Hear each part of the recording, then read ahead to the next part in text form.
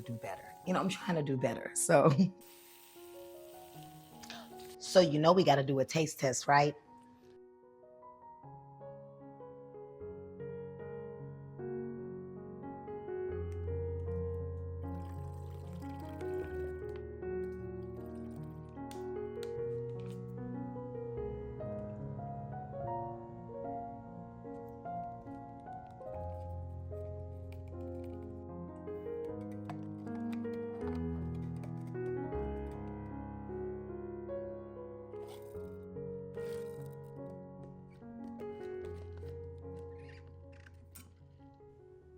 Hello fam, welcome back to the channel. So today's video is going to be a what I eat in a day. If you're new to my channel, my name is DeeDee.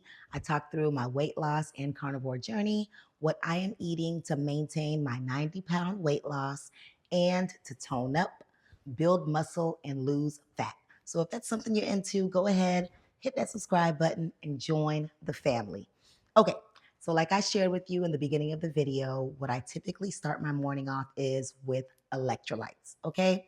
We start off with electrolytes because they truly matter when you're on a low carb, a keto, or carnivore way of eating. You need that magnesium, you need that potassium, and you need that sodium. So the electrolytes that I'm using are the Keto Chow. They have so many flavors. This morning, the flavor of choice was lemon lime. And let me tell you, I've been on this journey for over a year. And when I first started low carb, I actually didn't know much about electrolytes. So I didn't do my research yet. But I remember always having leg cramps. I remember sometimes feeling tired, not knowing why. I wasn't sure, is it my iron? Like, what's going on? I didn't realize until I actually started consistently drinking electrolytes how much they matter when we're on this way of eating. So if you're looking for some electrolytes, Keto Chow, extremely affordable. Those are the ones that I use, a whole bunch of different flavors to choose from. And you can go ahead in my description box. If you click that link, you get 10% off. Win-win, okay? All right, so we're gonna start our morning off with getting our workout in. Like I shared before, I'm on this tone up, fat loss, build muscle journey. We're going strong throughout the end of the year. Today is upper body day. We're gonna go ahead and get that out of the way, and then we'll get ready to start on meal number 1. Let's go get this workout in.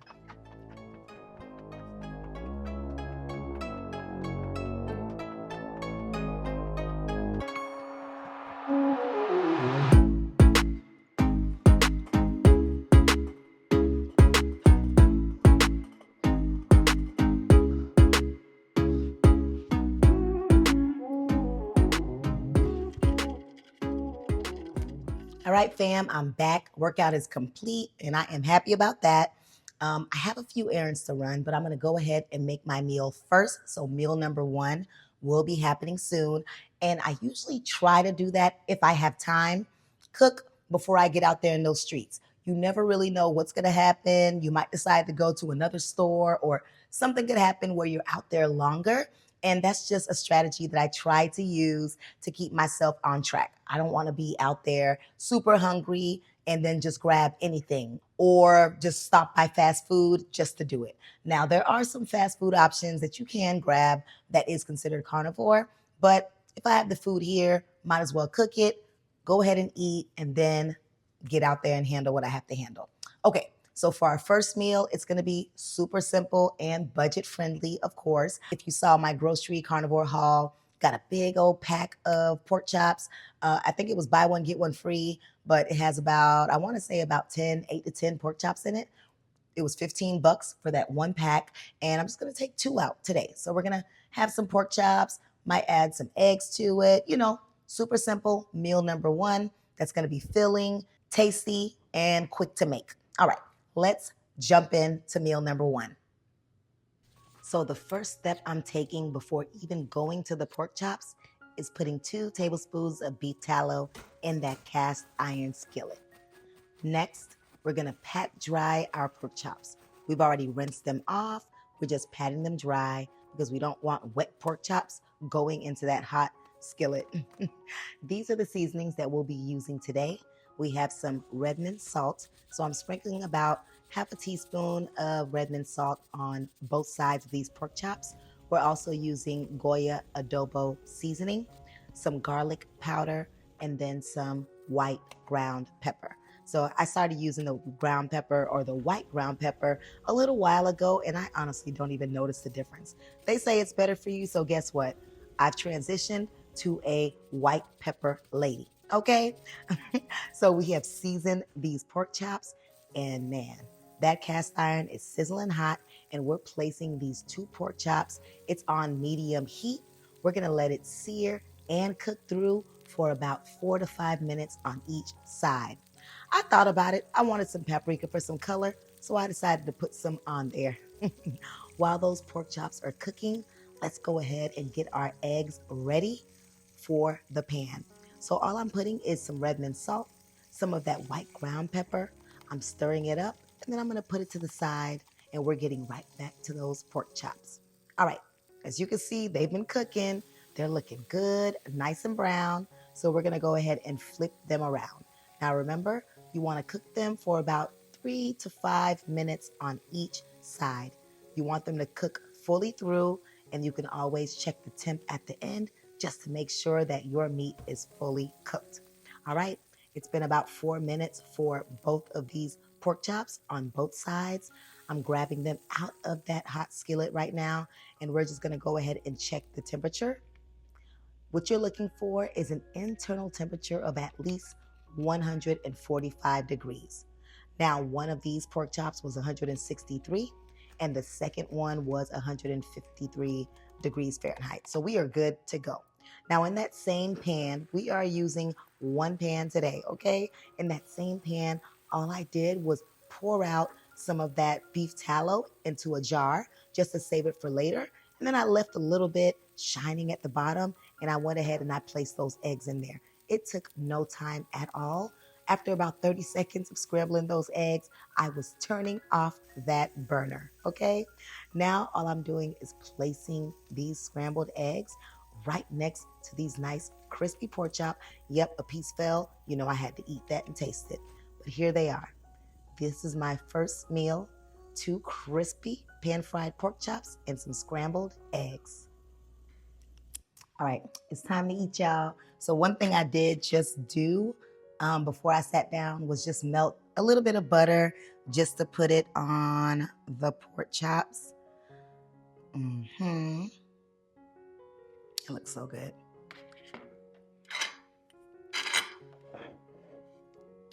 So I'm trying to be all poised on camera because I probably would have just grabbed the pork chop, dipped it in the butter and ate it, but we got to do better. You know, I'm trying to do better. So this is the pork chop. I don't know if you can see it, fully cooked.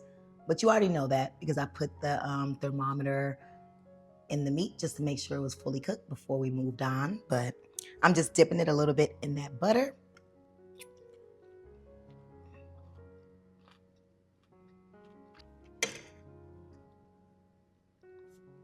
It's good.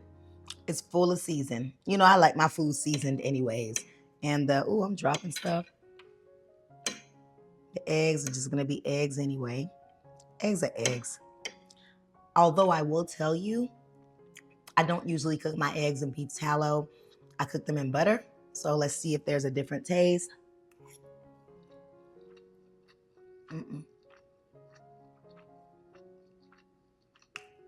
I probably could have put more salt on the eggs. So I'll just go grab some more salt from the cupboard, put that on there, maybe a little bit more pepper.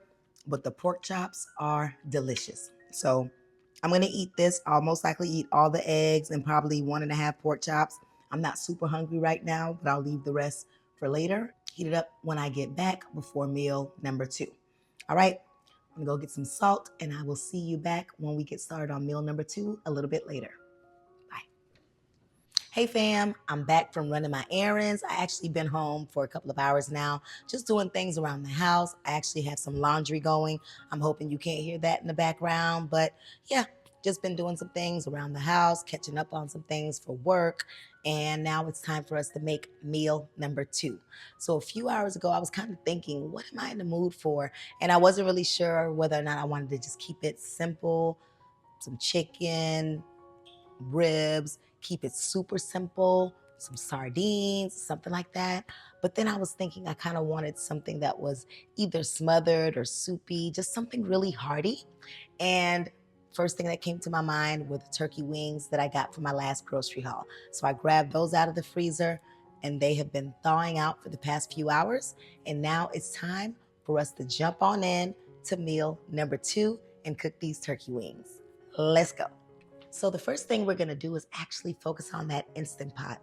We're gonna place it on saute mode, get it going, put about 1.5 tablespoons of beef tallow in that thing. Yeah, we want it to go ahead and sizzle up and get ready for those turkey wings.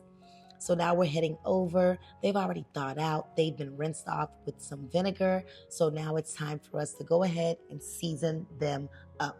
We're starting off with some ground white pepper, some Goya adobo all-purpose seasoning, some garlic powder, red mint salt, and of course we want a little bit of spice, so we got some cayenne pepper in that thing. We're just going ahead and we're rubbing in that flavor, but we're also turning those turkey wings around because we're doing the same thing on the other side.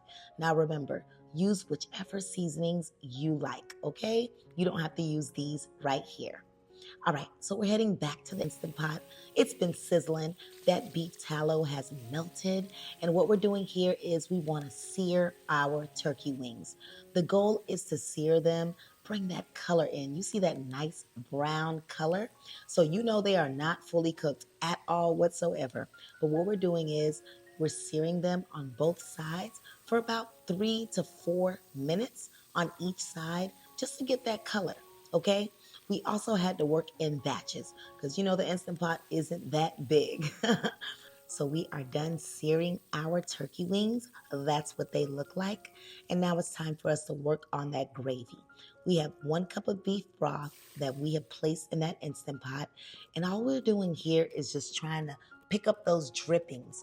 Everything that was on that bottom, all that seasoning, pick it up. And if this is the first time you're doing it, it might seem kind of hard. But what I did was I put about 1/2 tablespoon of butter into that pot.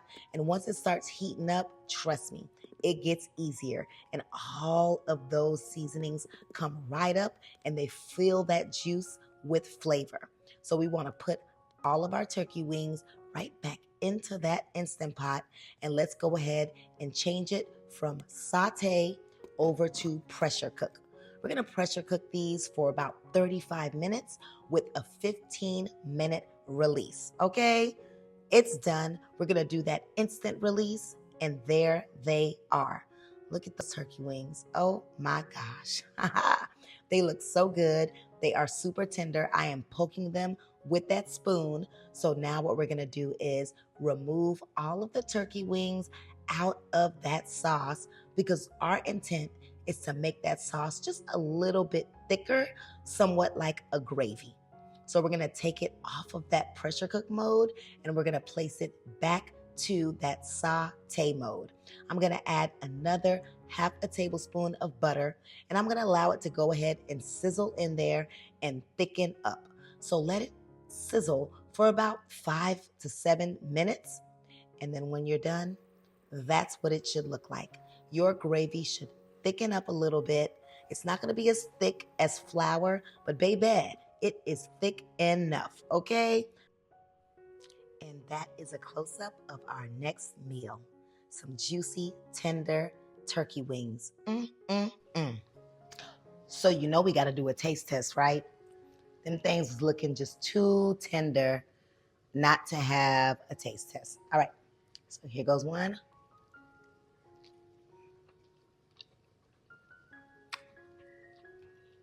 Listen,